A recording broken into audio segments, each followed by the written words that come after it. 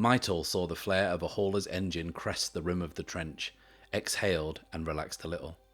They had found this forsaken place by following the lure of a precursor signal.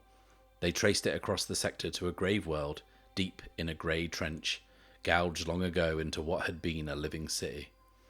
They hoped it'd be worth the trip at least.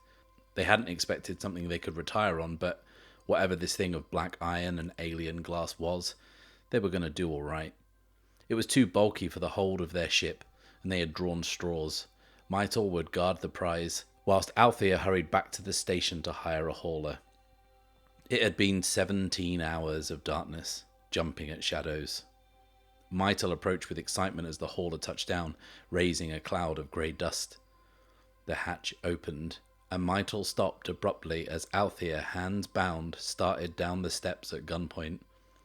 Mytal knew the wielder of the gun behind her, and knew that they would not be retiring soon after all.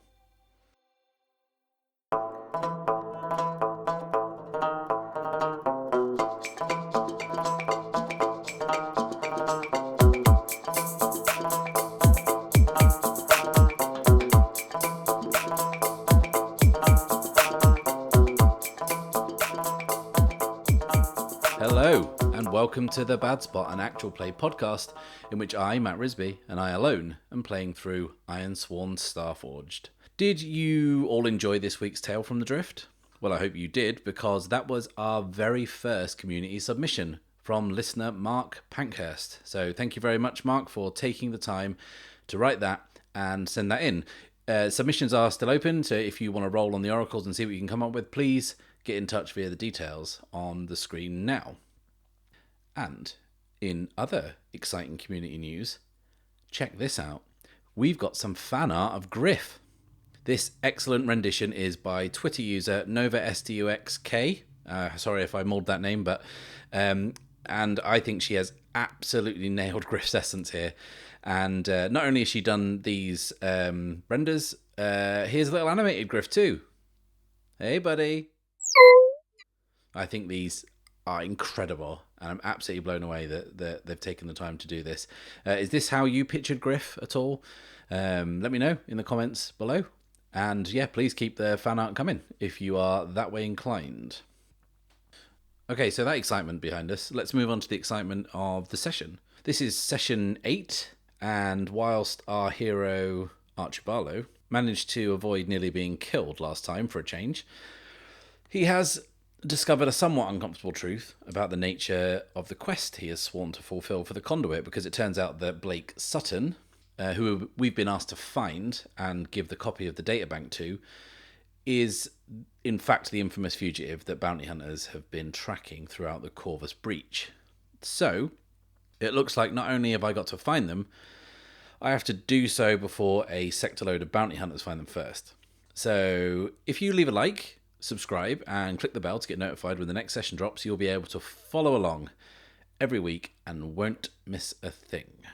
So, what are we doing? Okay, so that was a plot twist to end last week's episode. I certainly thought so. Kind of painted myself into a corner, narratively wise, which is always a fun thing to do. But let's dive straight back in, shall we? So where were we? We were in the corridor, weren't we? We were at the Astrolabes console. And I think Archer is stood open-mouthed, looking down at the image on the console, looking at Blake Sutton's mugshot. Firstly, shall we roll up some details about Blake Sutton? Find out what they look like, a bit of detail about them, maybe figure out what's listed in the bounty. Yeah, I think Blake is a genderless name, I think. So let's establish some pronouns real quick. 29 is she, her. Okay, so what does Blake Sutton look like from her mugshot? 81 is tattooed. Okay, so if it's a mugshot, then it must be like a face or a neck tattoo. Let's roll up another detail. 11 is aged. Aged. So tattooed and aged. So let's say this is an older woman with a face or neck tattoo. And let's envision her real quick. So looking back out at Archer is this older woman, probably in her late 50s, early 60s. She looks, firstly, unrepentant, And she also looks like she's seen some shit in her time. I think she has kind of pale skin, silvery grey hair, and the hair is shaved all the way up one side. So you can get this full view of an ornate, incredibly detailed tattoo that kind of pops even from the console. Even though it's kind of a grainy image, we can kind of see it. And maybe it starts kind of like a clavicle and goes up her neck and up the right side of her face. So what is it? Let's figure out what this tattoo is of. There are no object oracles, unfortunately. So I'm going to roll on, should we say, the ship names, maybe? No, in fact, I'm not going to roll on it because there's one that's just jumped out immediately at me looking at it. I'm going to say it is a kraken. That is a very cool thing to have as a tattoo. So she has this dark black tattoo depicting this monstrous sea creature, this kraken, and many tentacles of the kraken kind of working their way up her neck and across her face into her hairline. And maybe we can't see the body of the kraken. We can kind of maybe see the eye maybe and the sea line, but everything else is kind of under her clothes. So this is quite a look that Blake Sutton is rocking. I personally dig it. So she is the navigator we're looking for. She is the one the conduit has tasked us with finding. She's the one that we have to hand the copy of the databank to. So, what is she wanted for? She has a bounty on her head. If she's wanted, who wants her? Is it fair to say the clans want her? If so, does that mean just one clan? All the clans? And why? Is she in opposition to the clans? Is she in the opposition to one clan in particular? Or is she just wanted in this sector? So therefore, would it stand to reason it's just Clan Thorn who are after her? We haven't established anything else about any of the other clans. So should we just say, yeah, she's definitely wanted by Clan Thorn in this sector particularly. She is not in Clan Thorn's good books.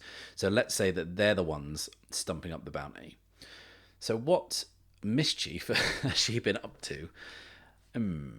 What's likely here? So they're a very militaristic clan, aren't they? The Thorns. And does it stand to reason that she's been maybe like sabotaging their operations? That she is like the main suspect in a series of incidents where the principal aim has been to disrupt clan activity, should we say. And all we've been told is that she's a navigator. So yeah, maybe she's leading a gang of criminals or kind of people who are wanted by Clan Thorn. Maybe she's leading this group and she's the face of the group. Yeah, so maybe it says on the bounty details on the screen, the text, that she is wanted in this sector for a variety of offences, but mainly sabotage. And then there's a list of like known collaborators, and they're wanted too, but they're only wanted by association. It's her that the clan is after, that Clan Thorn is after. Shall we figure out her last known location? If she's wanted specifically in this sector, should we roll up another settlement? Shall we work out another planet maybe? Okay, all right, scrub that. Should we just say it's here? Should we just say that it's Rust, this moon that we're on now? That's her last known location. That's her last known whereabouts. And I tell you what, does it make sense that she's some way involved in this strike that's going on?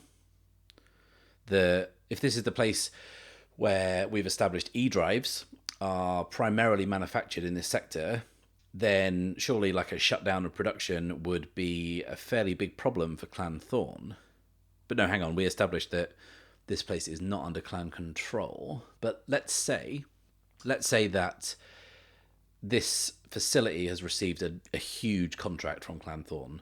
They're expanding their fleet maybe, and the factories here on Rust were in the midst of kind of getting that together, and suddenly this strike comes out of the blue, and this just happens to be the last known location of Blake Sutton, who is also wanted for sabotage. So Clan Thorn have seen the strike, and put two and two together. This is the woman that's been causing them trouble throughout the sector, so it stands to reason that, wow, there's suddenly a shutdown in production on something that we deem incredibly important. Yeah, that's going to be her last known location, and that is going to be primarily what they're after her for. A little bit confused about where the navigator part comes in, frankly, but I reckon we'll cross that bridge when we come to it. So what is Archer going to do with this information? I mean, he probably would freak out some more.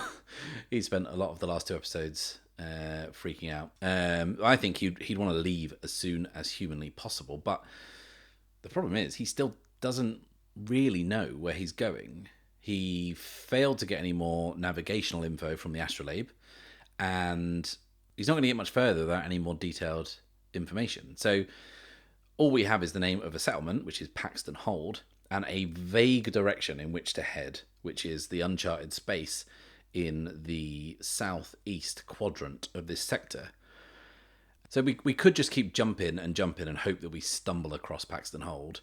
But the problem is now, with every bounty hunter in the sector after Blake Sutton as well, we have ourselves somewhat of a ticking clock situation. And we have to reach her before they do. And I'm assuming, and I do understand here, that assumptions are very dangerous things.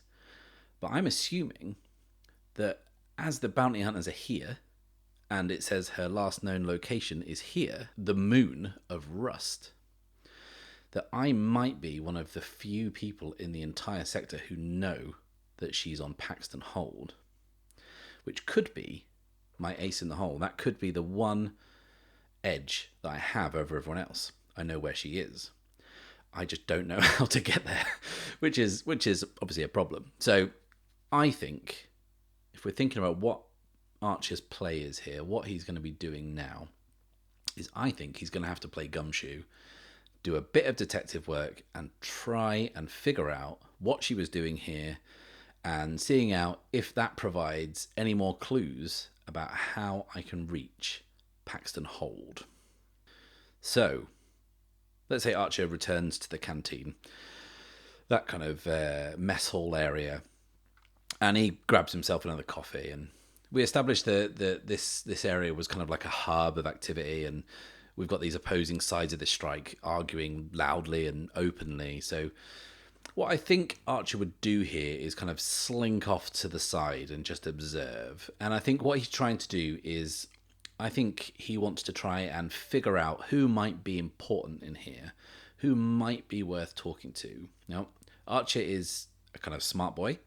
And we said in character creation that he is one to stand back and observe before wading in. So I think this kind of feels right. He doesn't have any other leads to go on, so he's just going to kind of rustle up his own.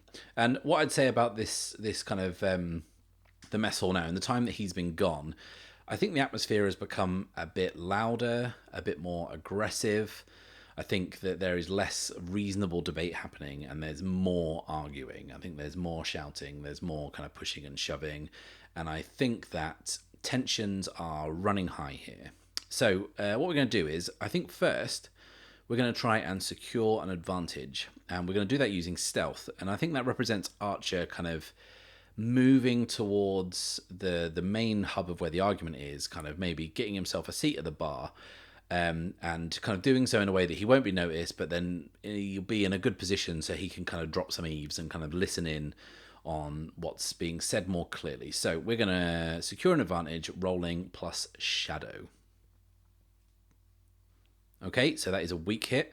Mechanically, I'll take the +1 on my next move, and I think that represents Archer being able to get in closer among the arguing factions, being in a good spot, but maybe because it was a weak hit, it's still quite noisy and there's a lot going on, so it might be a bit harder to hear things cleanly or a bit more chaotic than he kind of first thought, than he kind of saw from the outside. But yeah, it's not ideal, basically. So I think here Archer is going to kind of sip his coffee and scan some faces and try and get a read on the room, try and sense the power dynamics, see if anyone might kind of identify themselves as being worth talking to. So what I'm going to do here is I'm going to gather information, and I have +1 from the advantage of the last move. That's another weak hit. That was a +5, and I still only got a weak hit, but there we go. I'll take some momentum, so we're up to +6 on that now, and discover something useful, but it will complicate your quest. Okay, so what did we discover? I think that if Blake Sutton is suspected of having something to do with the strike, then what I really want to be doing is finding someone who is on the side of the strike to talk to. And let's say that from this gather information roll, I can identify someone who is on the side of the strike. Someone who's like loudly defending the strike in this mess hall / canteen. Someone who's passionately arguing on behalf of the workers on the other side of the crevasse. But let's say that the complication is that maybe they're perhaps the only one doing so. And perhaps the argument here is getting a little out of control, and this person might very soon be about to get their clock cleaned by an angry mob. So let's describe this person real quick. So pronouns. She, her. Okay, and a first look. 34 is energetic. So super animated, super passionate. And to this mob, probably super annoying. So one more time. 78 is swaggering. Okay, so they are definitely about to get punched in the face. I think that she has kind of like olive skin, and I think she's like also really young, like a teenager, which kind of adds to kind of how outmatched she is by these much older people. But she's not backing down. She is dressed in heavy work gear, which kind of makes her body seem much bigger than it is. It's only her kind of youthful face that gives it away. And she has dyed hair, streaks of, let's say, blue and green, and she's got real fire in her eyes. She speaks with passion and a kind of forthrightness that's kind of way beyond her youth. But she also knows, we rolled up swaggering, she knows that she's the smartest person in the room. And that really comes across in the way that she talks to people. So if someone makes kind of like a dumb interjection, she makes them eat it, which is not, shall we say, endearing her to the crowd. This is not a place for a kind of polite discussion about seizing the means of production. And Archer can kind of sense that she is about to get knocked out, even if she doesn't know it yet.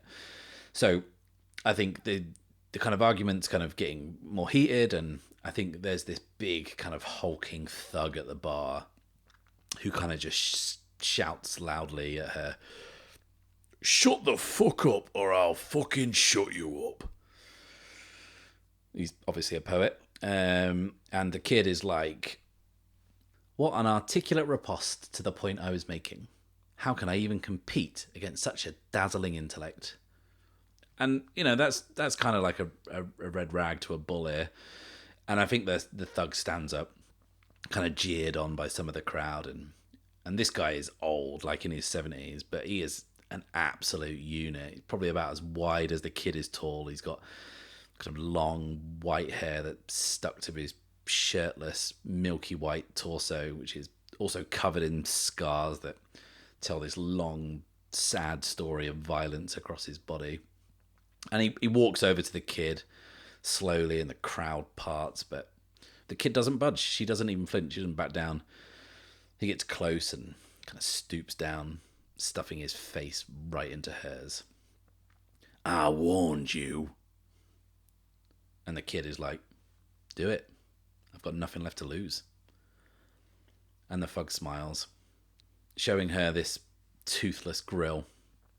And he rocks back and readies his big, meaty fist for a swing. And I think that's got to be Archer's cue, hasn't it? He's got to do something here.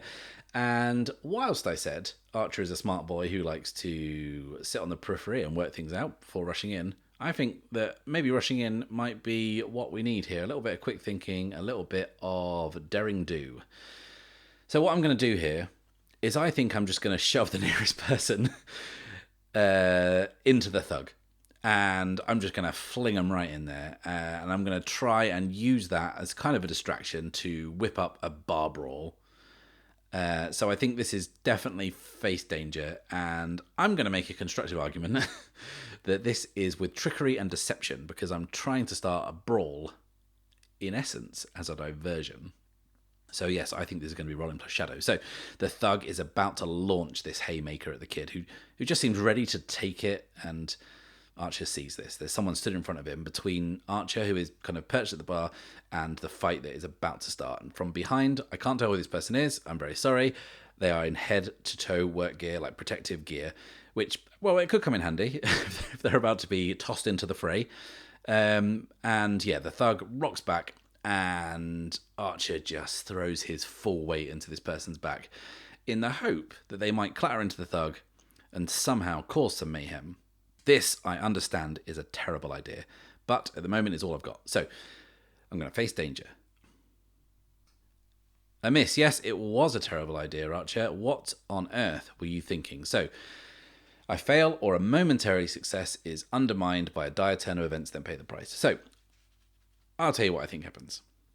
I think I throw my full weight into this poor bastard who stood in front of me, just enjoying their drink, and I shove them into the thug, who is definitely staggered by this and doesn't get to throw his punch at the kid.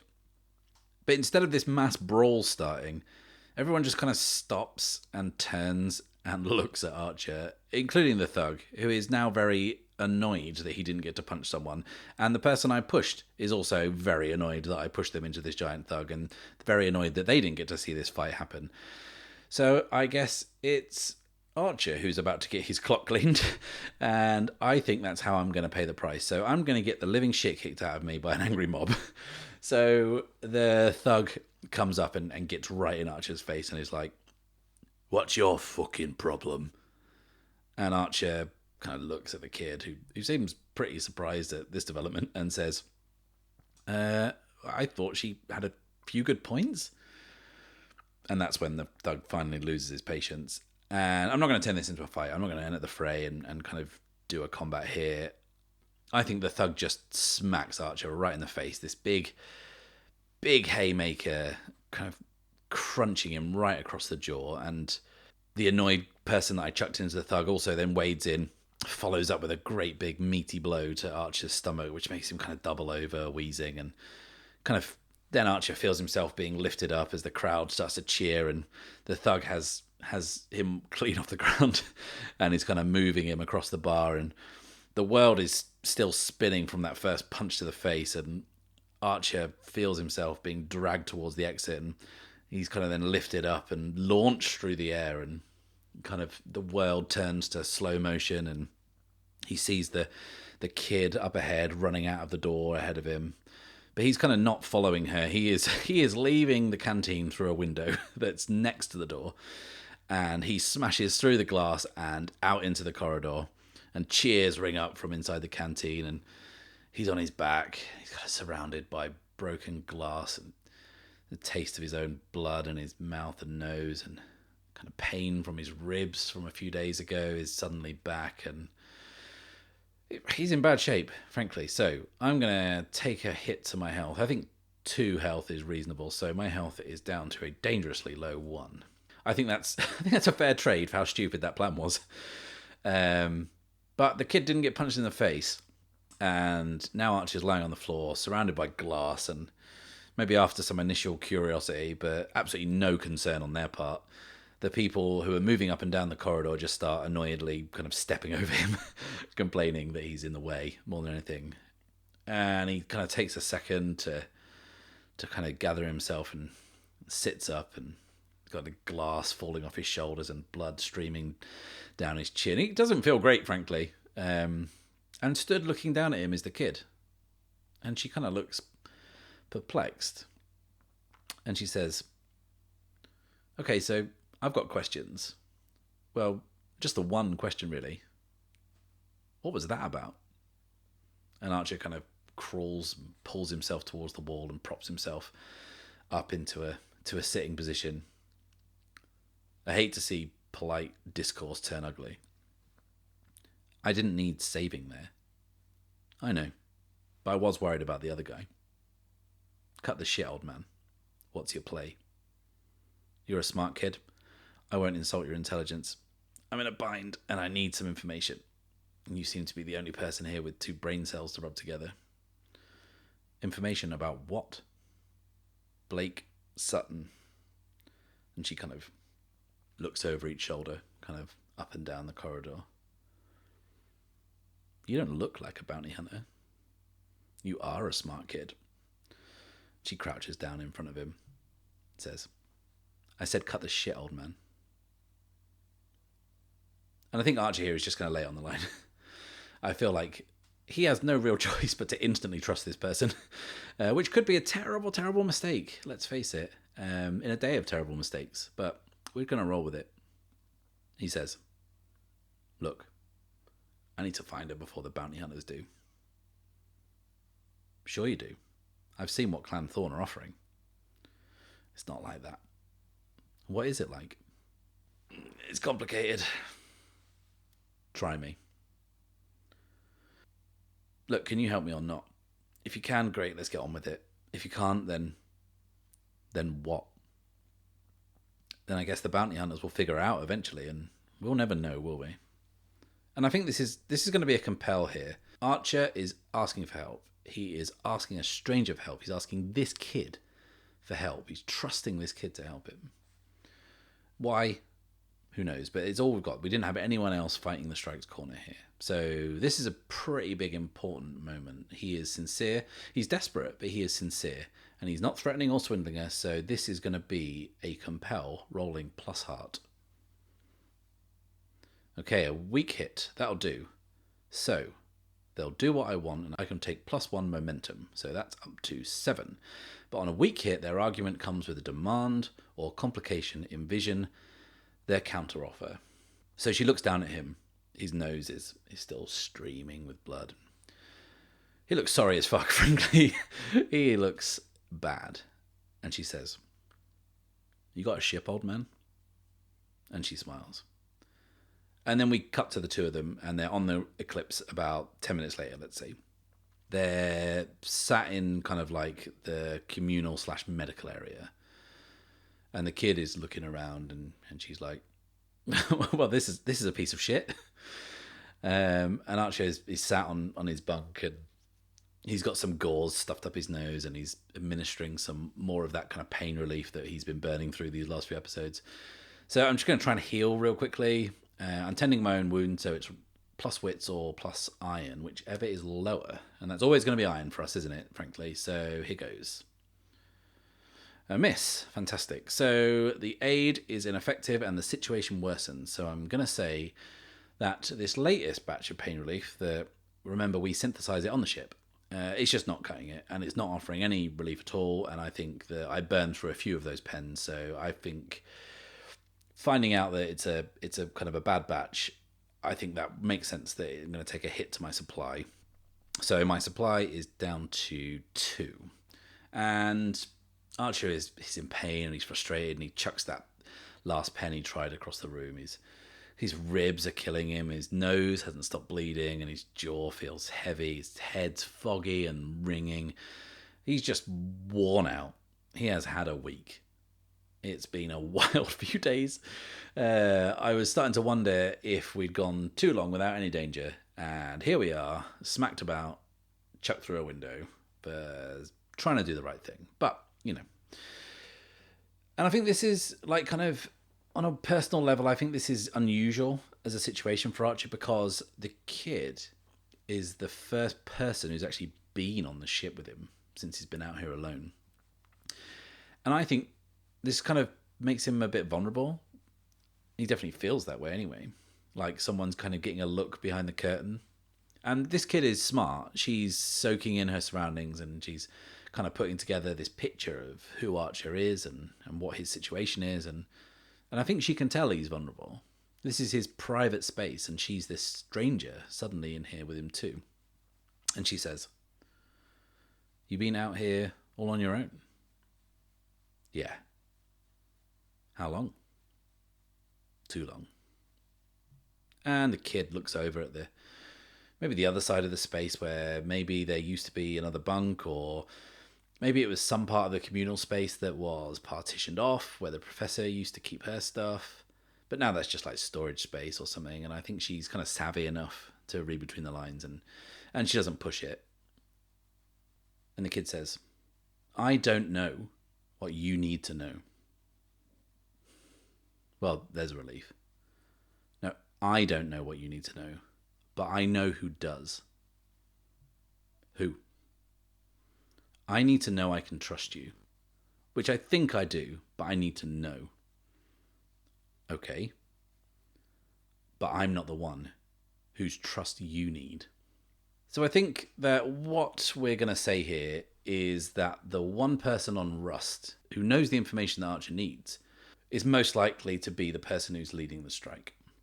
it seems obvious to me that Blake Sutton did come through here and did have something to do with the strike. And if she did, she would have been in contact with the person who led it. She might have instigated it, she might have organised it, but someone on the other side is in charge of it.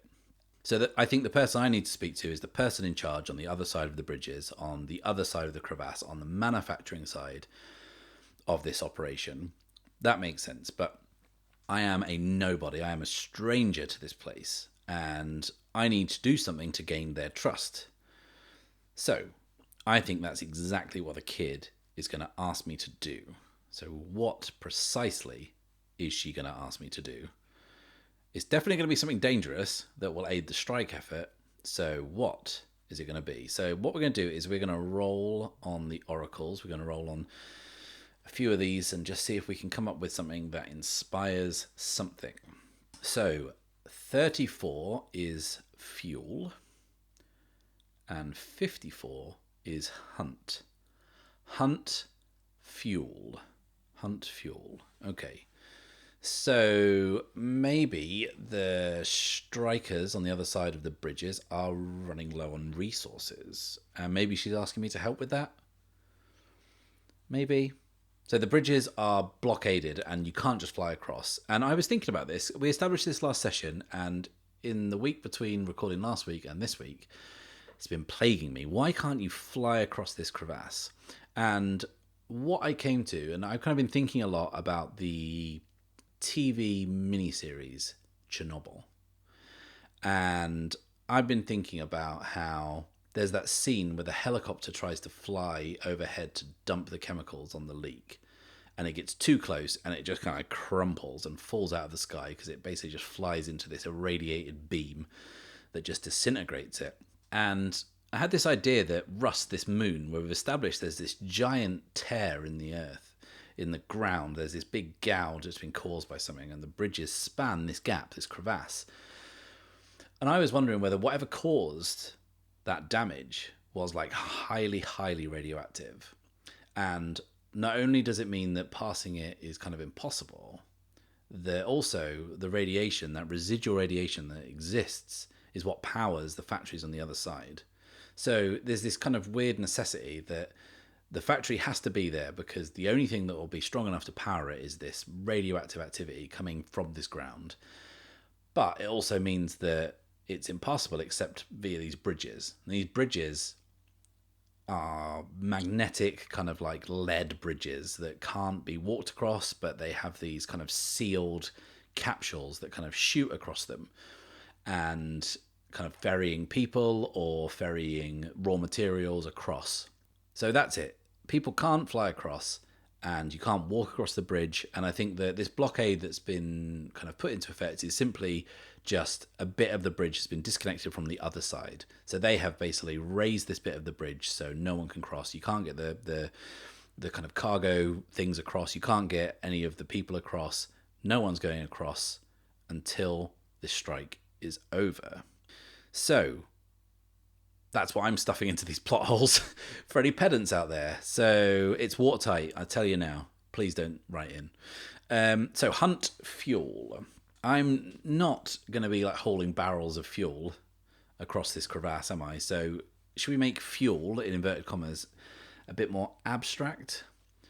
So if we're saying that the manufacturing plants run on this kind of like thermonuclear energy, so like power over there isn't a problem.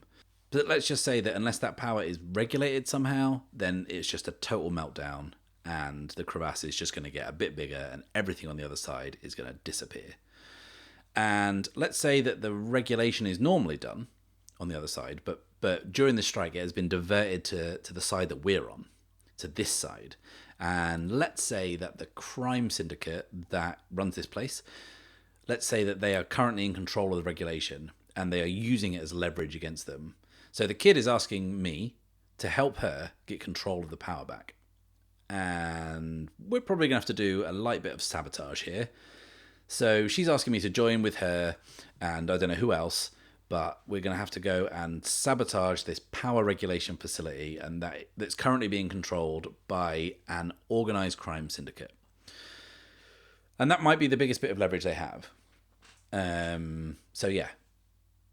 The kid says, "Are you in or are you out?" And Archer says, "I do this, you get me the information I need." The kid says, "Well, if you survive, I'll get you across the bridge and I'll vouch for you. You're going to need someone to vouch for you." "If we survive, you mean? Are you in or are you out?" "I'm in." "Well?"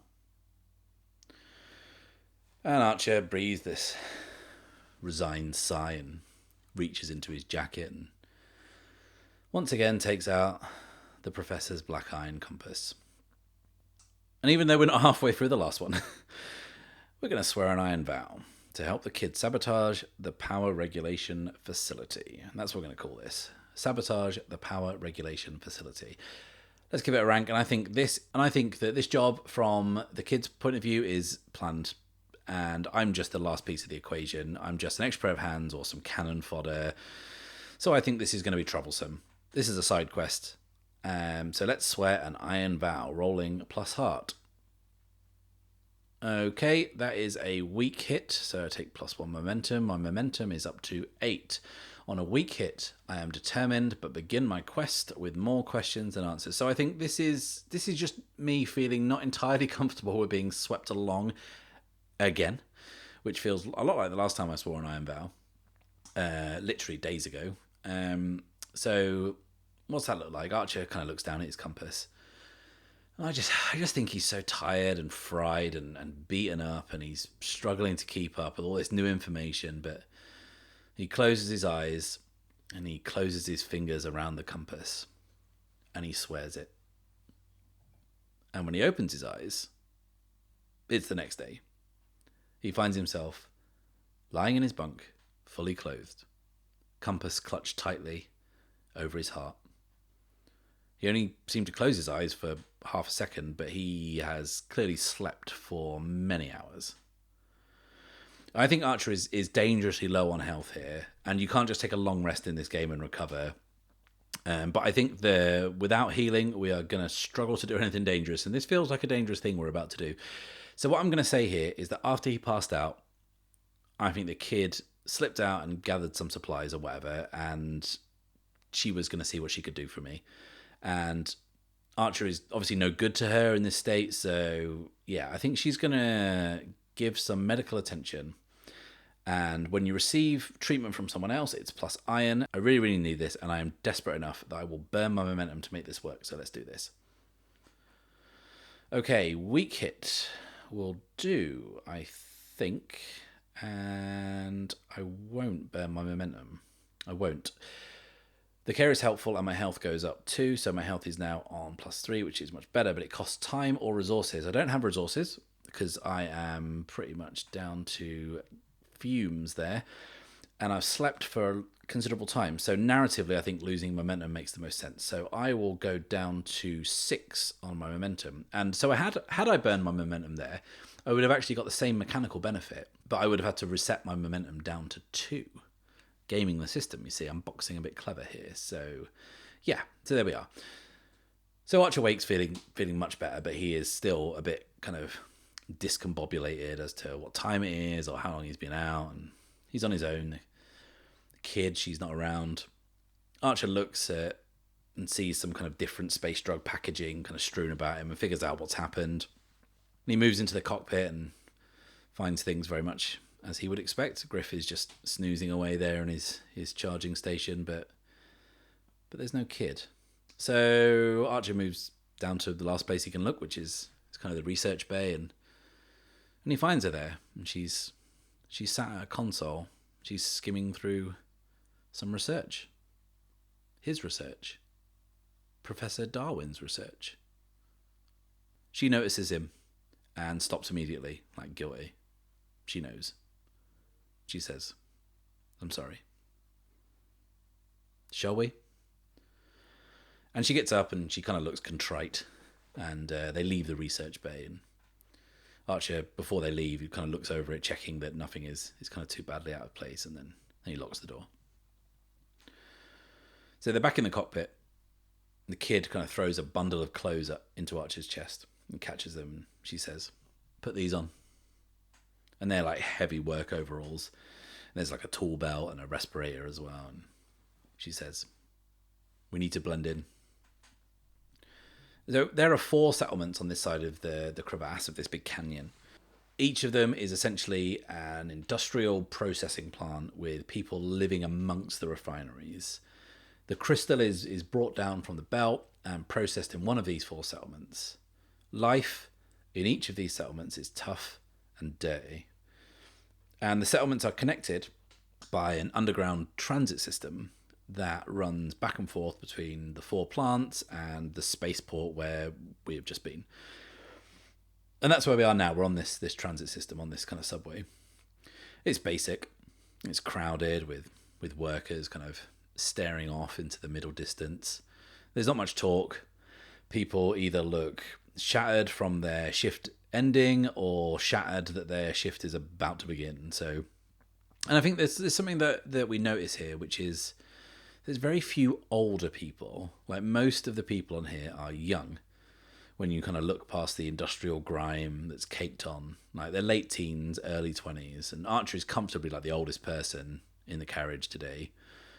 So like maybe we can kind of think that the proximity to working around all this radiation must mean people that just don't live that long on Rust, and you're born, you work, and you die. It's a kind of a short, hard life. And yeah, it's grim. It's this grim kind of industrial system. Most of the passengers have kind of disembarked before the carriage leaves the 4th settlement, which is the last settlement, and we're travelling further along the rim of the crevasse to another complex where the power regulation facility can be found. There are still workers on the carriage heading in the same direction where we're going. After a few minutes, the kid says, "This is us." And the carriage kind of tilts slightly and it exits up and out onto the surface, a kind of deep red sandy surface of the moon. The window slits are tiny, but Archer can see in the distance the kind of the chimney stacks of refinery number 4 disappearing on the horizon. There are a considerable way along the edge of the crevasse, away from everything else. And the carriage comes to the end of the line and arrives at this complex. Shall we give the complex a name? I'm gonna, but I'm not gonna roll it, I don't think. I think I'm just gonna call it the grid. So we've arrived at the grid. And the carriage pulls up onto the platform, which leads straight through a large set of gates guarded by a mercenary on either side. And the kid and Archer, along with about maybe a dozen or so other workers, kind of shuffle through the gates. And we're on the moon's surface, so our respirators are on. Behind us, that big desert planet that this moon orbits dominates the view, and it's almost pure white, with these kind of shifting clouds of dust, which gives the surface this kind of fluid look. And I think that desert planet is uninhabitable. I think there's like these violent sandstorms that rage all year round, and it's just not viable as a habitat, which explains why people settled this moon. So we go through the gates, and the grid is laid out exactly like its name. It's a grid. There are equally sized square buildings, each one probably the size of like a warehouse, and they're set out in a 5x5 square, 5x5 square of square buildings. Each building is guarded at each of its 4 exits, one on each side, by a mercenary. And the mercenaries are all armed with either an assault weapon or like a sidearm and like kind of like a stun riot baton or whatever. And there doesn't seem to be that many other people milling around. The kind of other people we were on the train with kind of quickly dispersed to wherever they're going. And the kid leads Archer across to one of the buildings in the centre kind of confidently, and it doesn't look any different from the others. There's no markings on the outside, no signs to suggest that there's any differentiation between them. They're all just squat, blocky, square, grey concrete buildings with no windows, 4 doors, and 4 armed guards. It's like brutalist architecture at its finest. And the kid flashes a past at the guard who's on the door, and they don't even look at it. They just step aside and let us through. And the heavy metallic door slides open, and we step inside into this airlock. And there's this kind of decompression as it shuts behind us, and then the interior door slides open.